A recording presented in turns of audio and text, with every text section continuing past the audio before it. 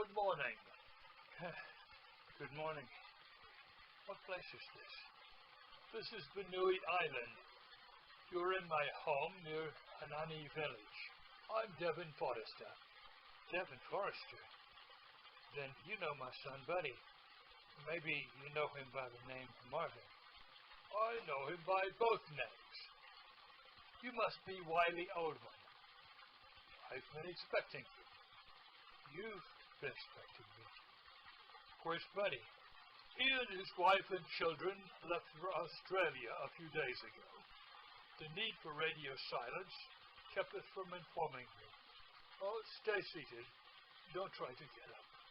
You've been through a harrowing and exhausting experience.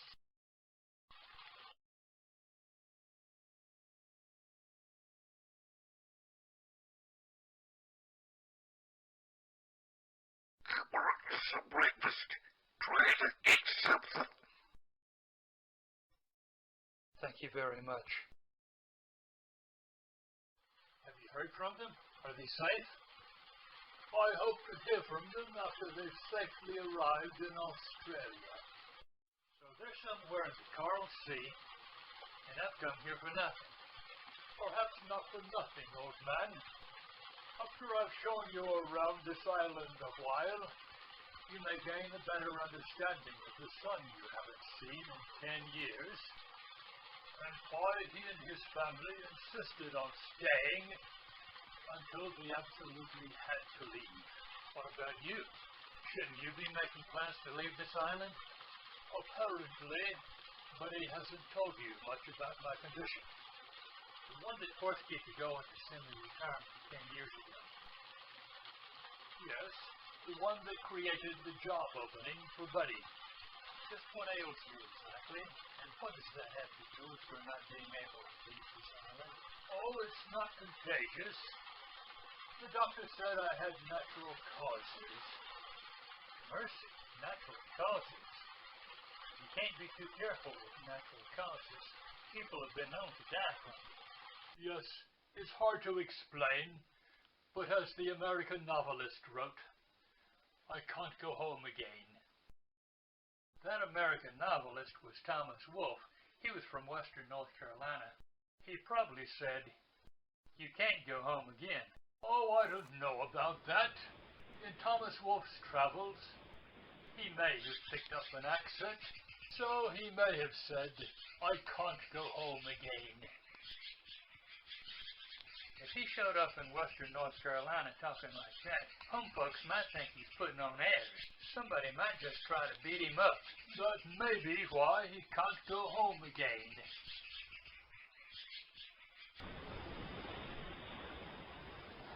For what it's worth, Wiley, you've arrived on Wiley Island just in time for the Nocturia Festival. Yeah, I can see that everybody's preparing for something. Just what's going on? It's the Autumn Festival. Autumn for this part of the world anyway. It's a 2-day festival held in the first full moon of autumn. You'll enjoy it, I think, but try not to enjoy it too much. What do you mean? It's called the Nocturia Festival because of a local belief. The Niue Islanders believe that consuming large quantities of alcohol after sunset helps them to attain something called Nocturia. I don't know what Nocturia is, but if I have to get drunk to attain it, I'd just as soon not find out. That's a wise decision.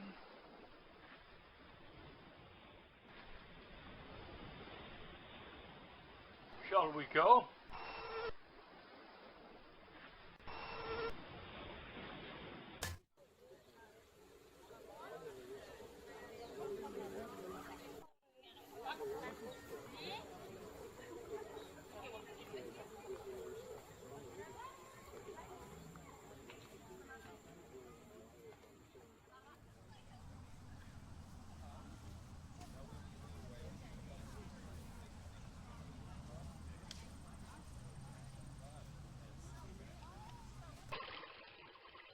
I have 2 questions. How soon can I get off this island? And where can I stay in the meantime? Hanani Village has a guest cottage. I shall have it prepared for you, and you can move in by nightfall. As for when and how you may leave, I'll have to ask around. I appreciate your help. No trouble at all. After you've rested up a bit, I'll give you a glimpse of the guest cottage. And as I said, you should probably move in by nightfall. Once again, thank you very much. While your plimsolls are being washed and dried, I think I can find a pair you can wear. Plimsolls? What are plimsolls?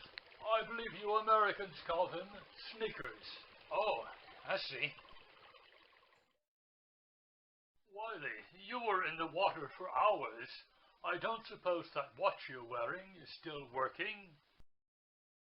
It's one of those new waterproof watches.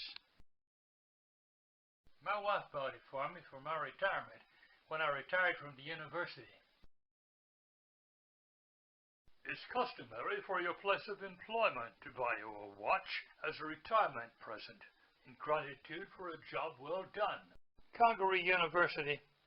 2 of my colleagues gave me a generous retirement present, but Congaree University? No, not them. Doing a good job in that place is like wetting in your pants while wearing a dark suit. You get a warm feeling, but nobody notices.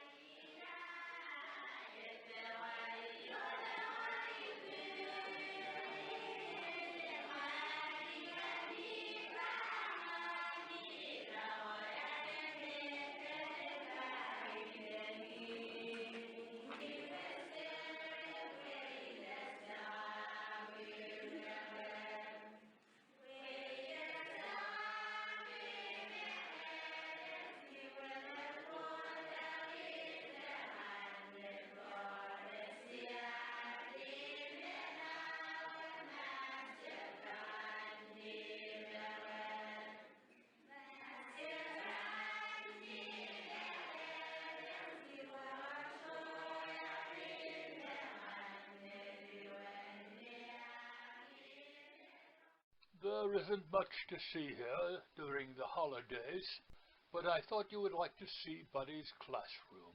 Buddy had this many students.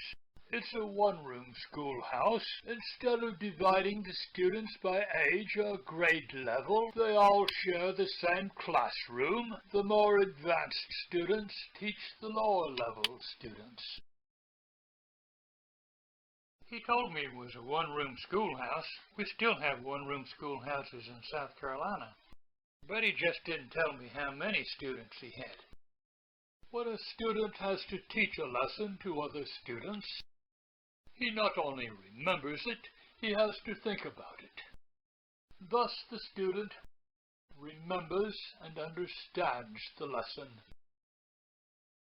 Did I hear correctly that they hired a new teacher? On short notice? Yes and yes. And she's a mermaid? Yes. Hinoni villagers were reluctant to hire a mermaid as their teacher, but from all accounts, she's working out very well. It just goes to show she should be judged by the content of her character and not by the shape of her skin. Well put.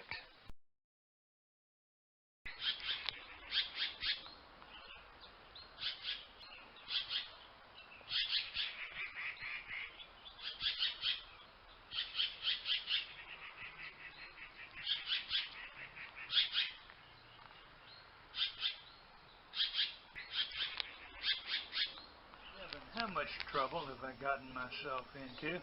There's no reason to expect a large Japanese presence. I'd have felt better if you'd said there was no reason to expect any Japanese presence. No, Wiley. You're not that fortunate. Benoi Island has high hills and is situated halfway between New Guinea and the Solomon Islands. It's an ideal spot to keep a lookout for air and sea traffic at the northern entrance of the Coral Sea. How many men would they need for that? Oh, I figured they would need no more than a squad of combat troops and a few communication specialists. Add to that a few support personnel. If they attack, I think they'll send around 40 men. A little less than a platoon. Technically not a platoon, but roughly that size. If I correctly understand this, there won't be another cargo ship to this island for at least another month. One comes at all. And the Japanese may attack any day now. In that event, we'll have to devise a plan B. Your escape.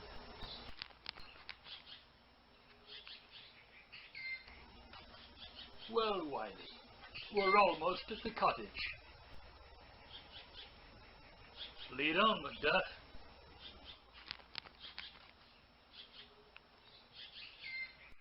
This is the Hanani Village Guest House.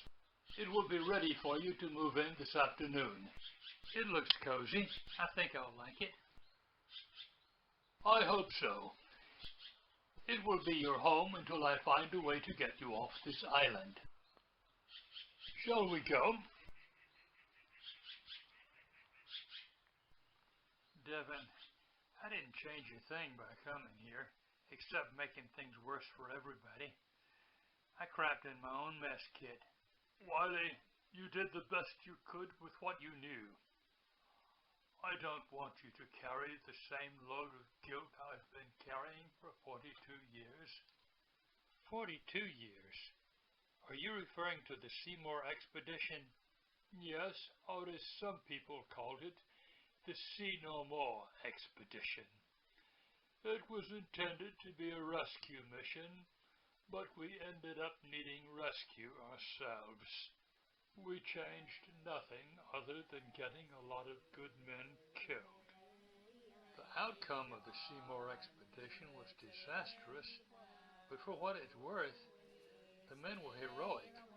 William Seach, for example, and Captain McCalla. Captain Bowman McCalla.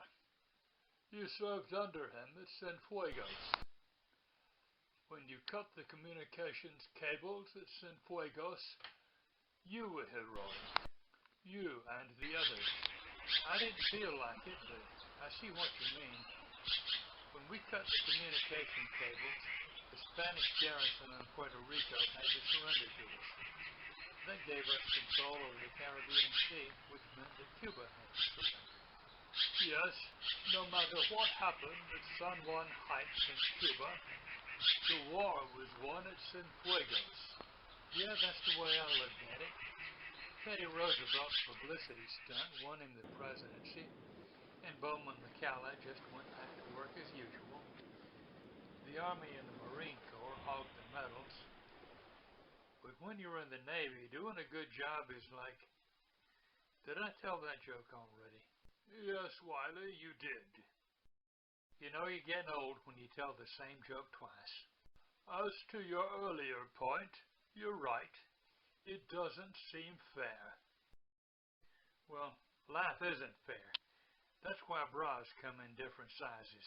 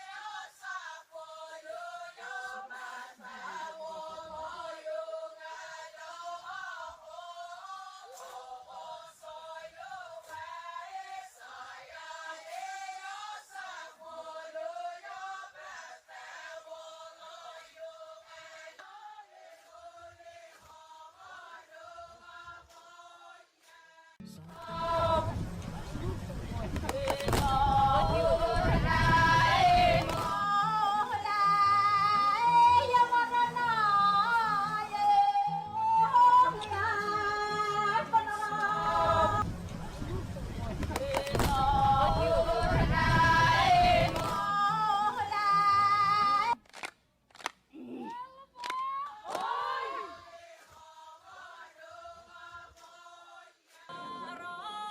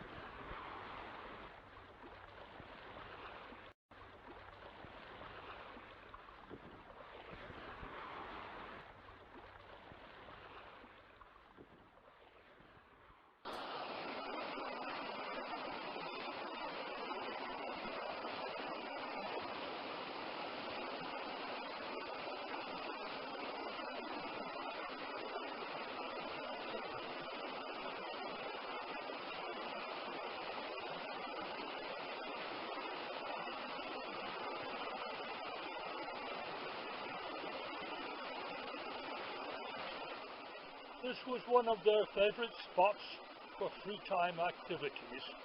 It's also a popular spot for other young people in Heinani village. Yeah, I can see that. This is where Buddy and Donna Lua met.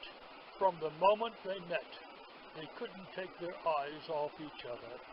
Knowing Buddy, he was probably making cow eyes at her and moaning like a dying calf in a hailstorm.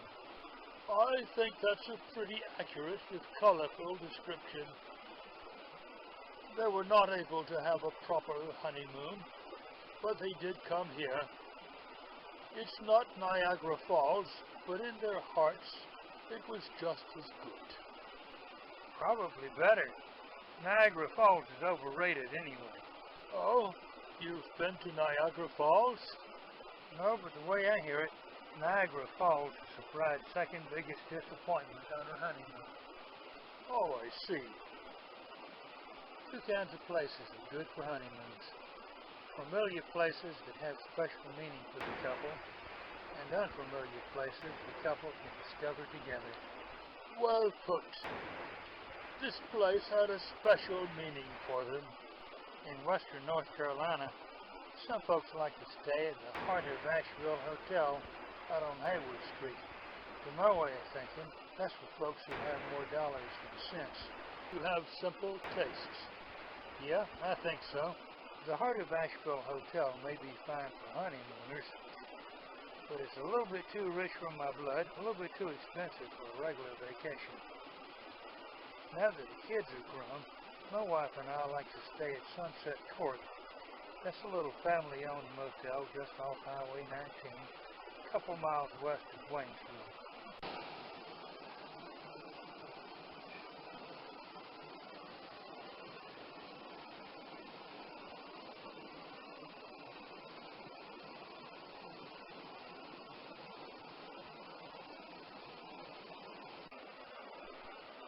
When Buddy and Donna Lua first met, Buddy didn't speak Benowese, and Donna Lua knew hardly a word of English.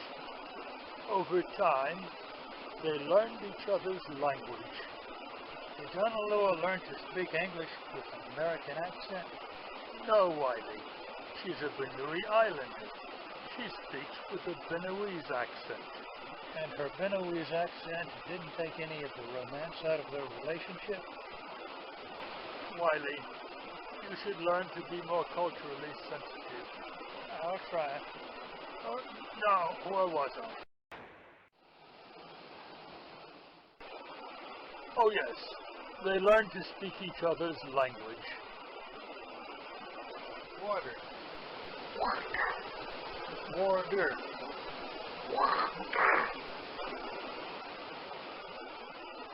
From the way I hear it, they stick to each other like peanut butter to the roof of your mouth. Donna Lua, I really, really, really love you. I'd eat a bug for you.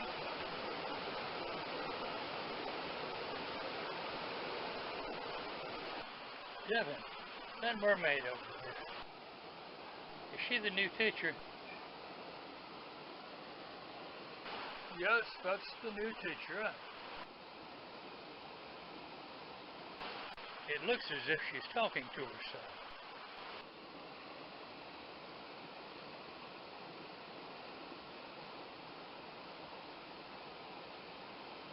I believe she's mentally preparing for her lessons.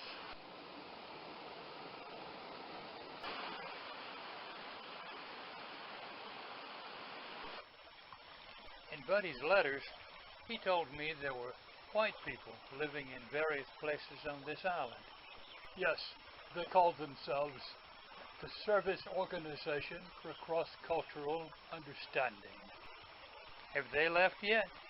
Yes, they left on the same ship that took Buddy to Australia. Too soon old, too late smart.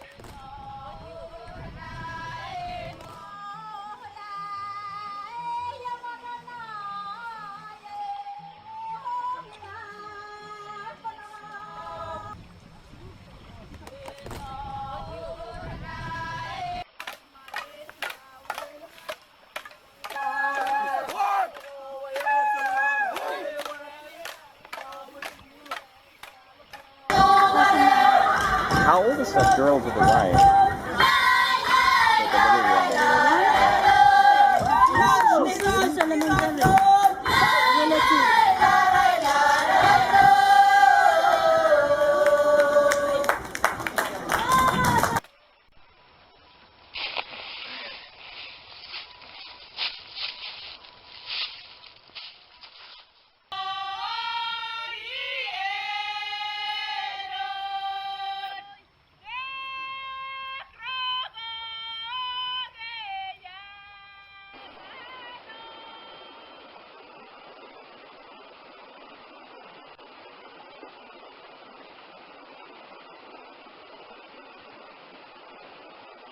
Yeah, but that bird over there is not a cinnamon bittern, is it?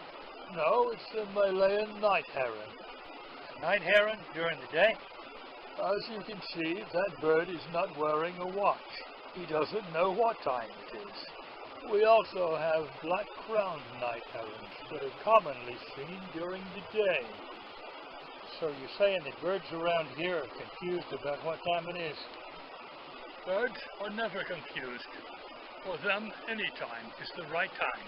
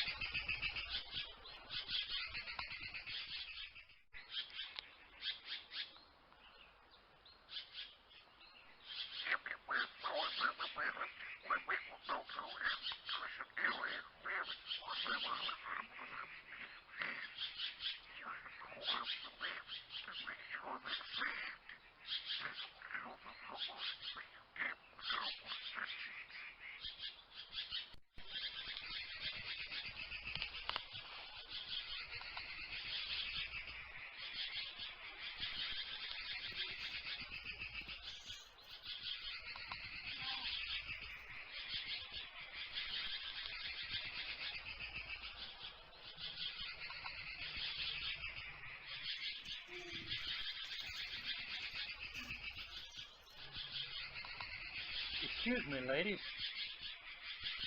Could you give me directions to the old stone fort? The old stone fort?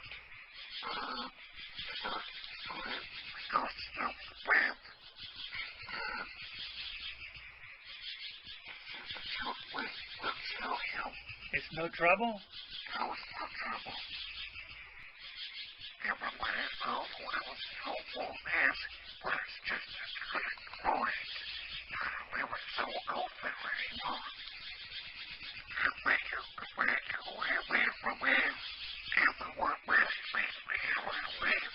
Just follow my footprint, do you right? I appreciate your help. It's my pleasure.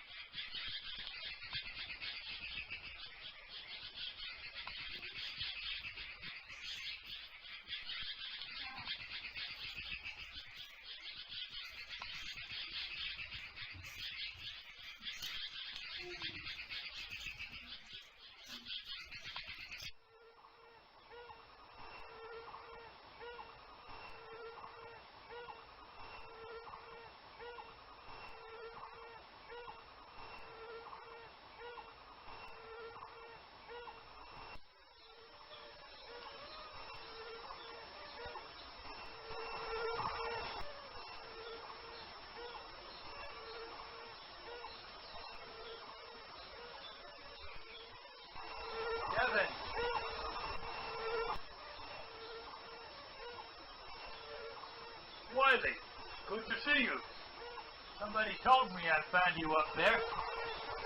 I'm glad you came. Come on up here and join me. Just how do I get up there? If you look off to your right, you'll see a stairway leading to a portal. Come on up. Okay? I'll be right up.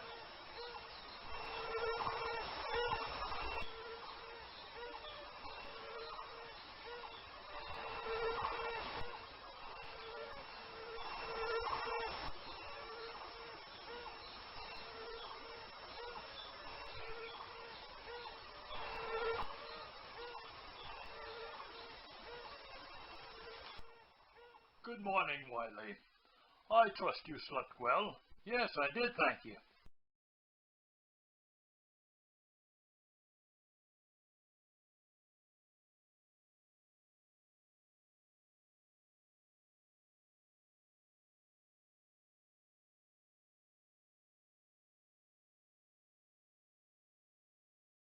I found the guest house was supplied with tea, tobacco, and a pipe.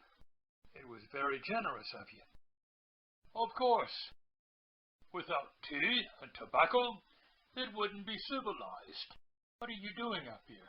Oh, I find it relaxing, wandering along the battlements like Hamlet's father. I was looking for you at the men's house. They're discussing my situation. I no longer qualify for meetings at the men's house. Why not?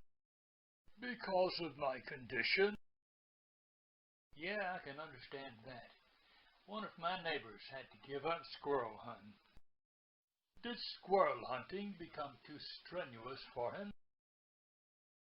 No, it wasn't that. One day he was out squirrel hunting. He saw what he thought was a squirrel, fired at it, missed, fired at it again and missed. He kept seeing that thing, firing at it, missing. He was almost out of bullets before he realized that wasn't a squirrel. Then what was it? It was what they call an eye floater. A little bitty piece of tissue floating around in his eyeball. Each time it would drift in front of the retina, he'd fire off another shot and miss. Well, he realized that if he couldn't tell the difference between an eye floater and a squirrel, he knew it was time to give up squirrel hunting. I've had to give up some things, but not everything. With assistance, I'm still able to vote by absentee ballot. What about you, Wiley? Have you had to give up anything? No, not so much give up as cut down. Dr. Holloman told me that I had to cut down on wine, women, and song. So I stopped singing. I tell you, this getting old stuff is getting old. Wiley, I think you've already told that one. Yeah, I reckon I did. You know you're getting old when you tell the same joke twice. I tell you one thing I don't like about getting old. Medical bills. Getting higher all the time. I can see why those doctors wear those masks over their faces. It's traditional to wear a mask when you're robbing people. Yes, I see. I noticed a meeting house outside the village with women. Is there a women's meeting house? It's a house, but it's not for meetings. Well, what is it then? That's a delicate question. Every 4 weeks, every woman under the age of 55 or so must stay at the house for a few days. Tradition calls it a ritual of purification. For the women, it's a respite from their domestic responsibilities. Oh, I think I know what you mean. Well, what about this place here? These battlements, they don't look as if they were built by the local people. No, they weren't. Well, what is this place? Who built it? It's a monument to vanity, an ocean. Conquerors come and go, but the people of these islands and their culture remains. What you see here is the ruins of their pretense to earthly glory.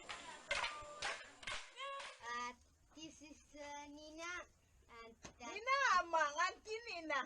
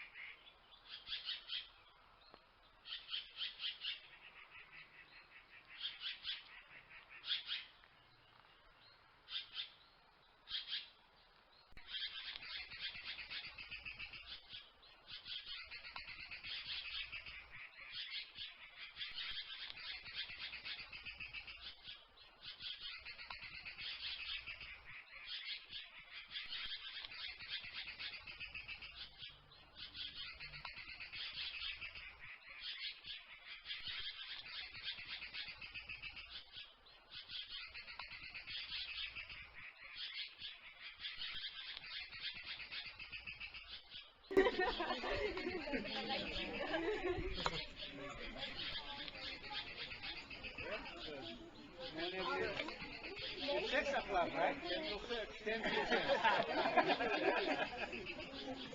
You made it right there, huh?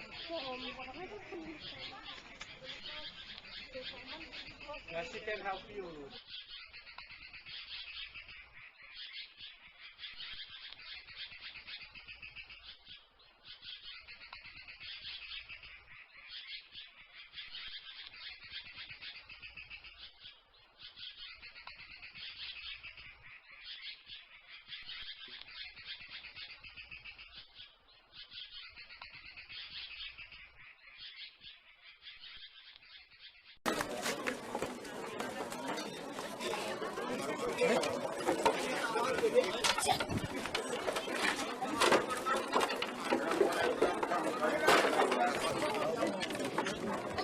Lagi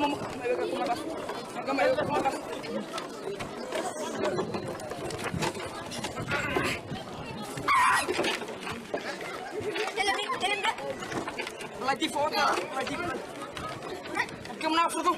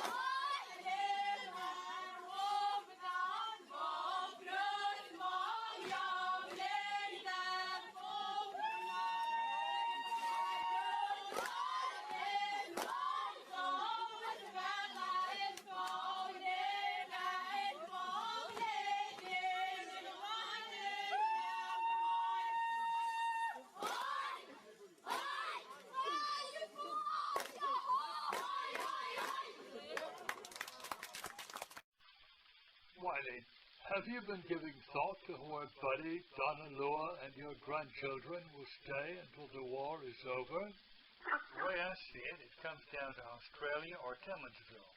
I don't know much about Australia. They might like it there, but I think Timmonsville is a good place to live. So you're thinking the war will last a few more years? I don't know, but I do have to consider that possibility. The children have known nothing but warm weather. Oh, it doesn't get that much colder in South Carolina. Not that part of the state, anyway. They'll adapt. But once or twice every winter, we get a little dusting of snow. That's enough to make a snowman about yay high. They'll probably like that. Of course, they'll see much more snow in the mountains. Yeah. Up around the upper part of the state, Blue Ridge Mountains. Sometimes the snow gets so deep you have to climb a tree to tend to your business. I think those young'uns will be happy with the little bit of snow we get in Timmonsville. It's quiet here on Benui Island. People manage to find ways to find their own entertainment. I'm not concerned about Buddy, but what about Donna Lua and the children? How will they find Timmonsville? Oh, Timmonsville is a sleepy little town. People find something to do. Indoors they've got board games, radio, good old-fashioned conversation. Every now and then somebody's house or business catches fire. And well, people go scooting on off, and some of them get there before the fire truck gets there. Just watch them. What about friendly activities to get them out of the house? Oh, the usual. They got hopscotch, games of marbles on the ground, softball on the playground, other playground activities. At 6:30 every evening, a lot of parents take their small children downtown to watch the train come in. It doesn't take much to keep an unspoiled child entertained.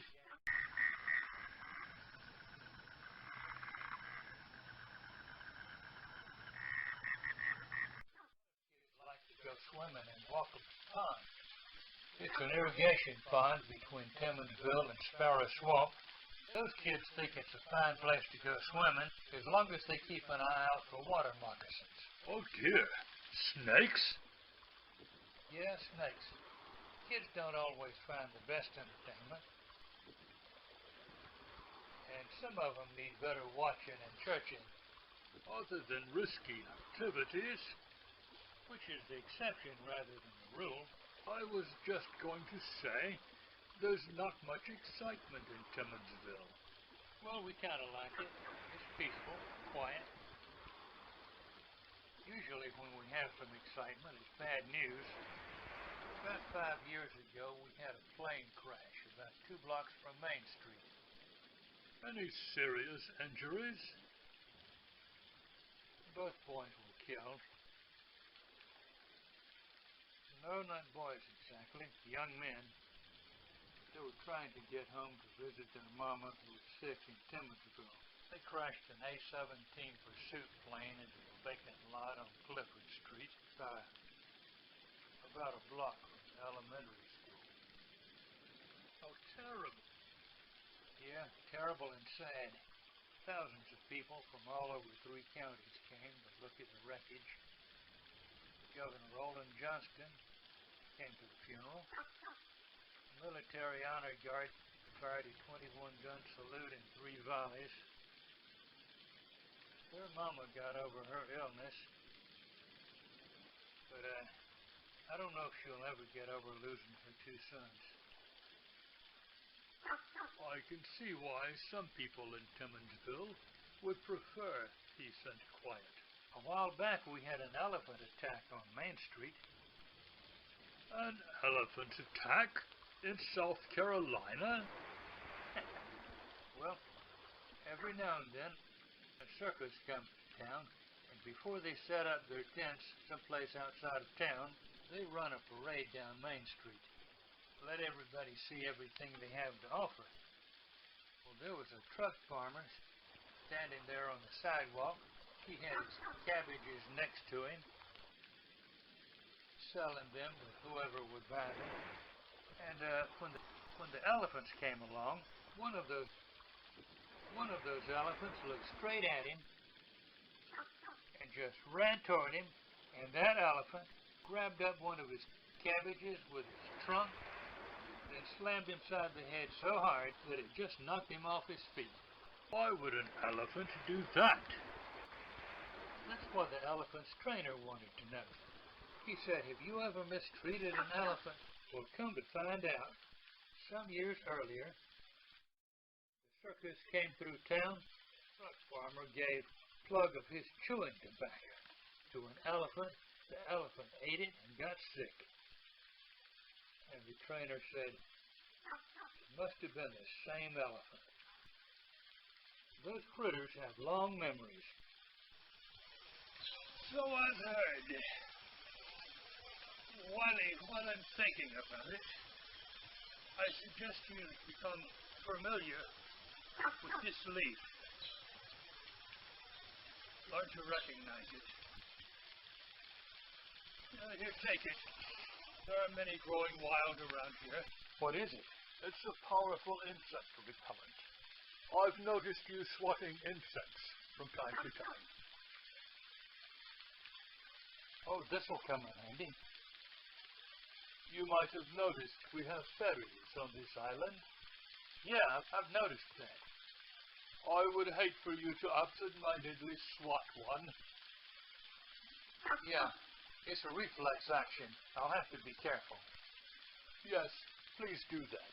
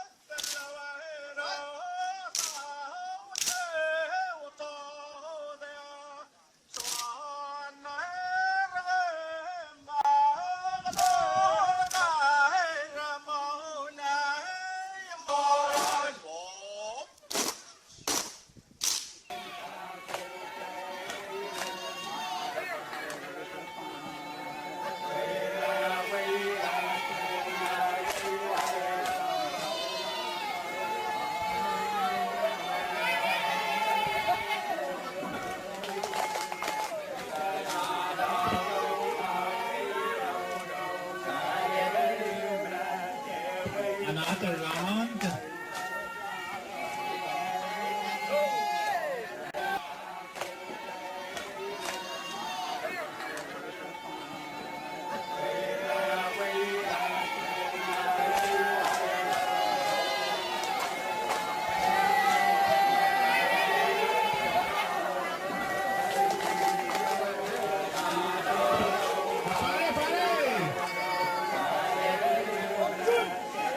Another round.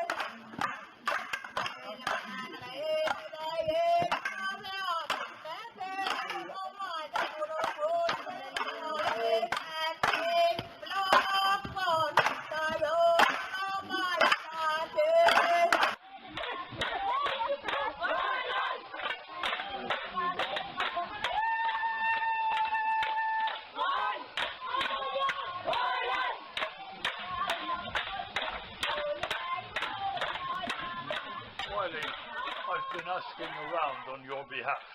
Have you come up with a plan? I believe so. A fisherman named George Aho lives in Dumdidawa village. On the other side of the island? Yes, that's right.